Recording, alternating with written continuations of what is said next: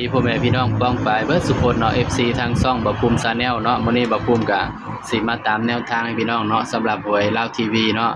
บ่ภูมิก็บ่ได้ลงแนวทางมาก็หลายอาทิตย์เลยเนาะพี่น้องเนาะสำหรับช่องนี้เนาะก็ช่องมันเพิ่งกลับมาพี่น้องช่องมันหาก็กลับมาเนาะพี่น้องเนาะบ่ภูมิก็เลยสิมาลงแนวทางให้พี่น้องคือเก่าเนาะพี่น้องเนาะบัดนี้สำหรับเฮาก็มาเบิ่งนํกันเนาะสำหรับแนวทางหวยลาวทีวีเนาะพี่น้องเนาะของงวดวันที่17เมษายนเด้อพี่น้องเด้อบัดนี้ วันที่17เนาะเมษายน68สำหรับหวยลาวทีวีเนาะพี่น้องเนาะ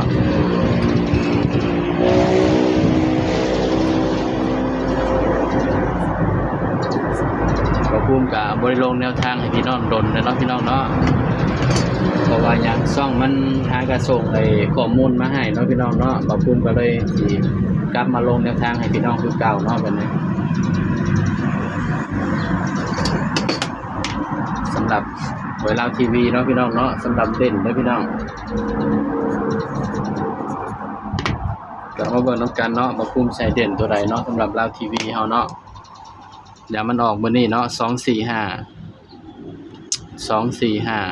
ก็ถือว่าปังเนาะพี่น้องเนาะ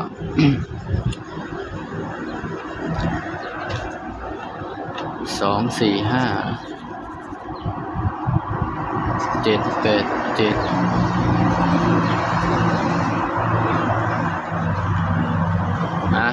สำหรับเด่นเบอร์อื่นเนาะพี่น้องเนาะสำหรับแนวทางลาวทีวีเฮาเด่นเบอร์อื่น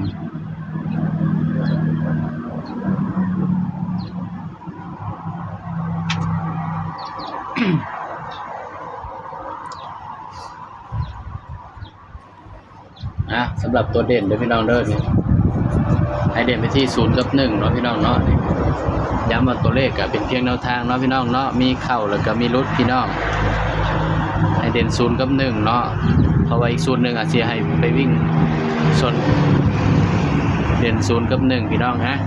ก็มาจับคู่นำกันเลยพี่น้องบัดนี้สำหรับแนวทางลาวทีวีเฮาเนาะพี่น้องเนาะเฮาก็มาจับคู่นำกันเลยพี่น้องจับคู่เนาะพี่น้องเนาะเราพุ่งก็สิจับใส่กับชุดที่มันออกมื้อนี้เนาะพี่น้องก็สิได้อยู่ประมาณจับคู่พี่น้อง02 04 08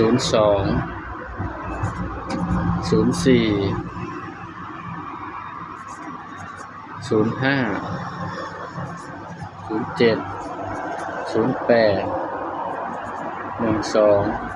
14 15 17 18อยู่เด้อพี่น้องก็ได้อยู่10คู่แล้วพี่น้องเนาะถ้าเฮาจับตามตัวเลขที่มันออกเนาะพี่น้องก็ได้อยู่10ประตูบัดนี้บ่ภูมิก็สิมาเลือกเจาะให้เนาะสำหรับบ่ภูมิมัก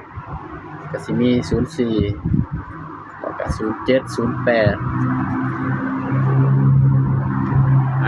นี่เด้อพี่น้องสำหรับแนวทางลาวทีวีเนาะของงวดวันที่17